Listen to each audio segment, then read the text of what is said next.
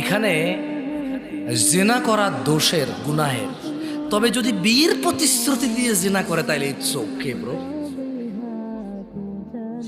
It's okay, totally fine. But বিয়ে করবে এটা বলতে হবে, প্লিজ প্লিজ প্লিজ প্লিজ। কি বলতে হবে যে ওগো ওগো ওগো প্লিজ বলো বিয়ে করবে, বিয়ে করবে, তাহলে জানা করো, সমস্যা নেই। ছেলে বলবে কোরআন ছো কোরআন ছো কোরআন ছো, প্লিজ প্লিজ প্লিজ কোরআন ছো, আমার ছেড়ে যাবে না প্লিজ, বলো তওবা তফসি কানে দর্শি আজীবনে করতাম না, কোরআন মাথায় নাও, মসজিদ ছো।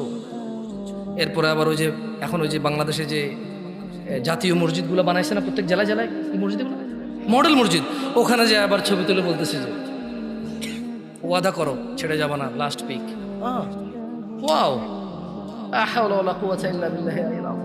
মসজিদকে সাক্ষী রেখে বলছে যে বিয়ে করবে, সো ইউ এখন জানা করতে পারো, সমস্যা নেই।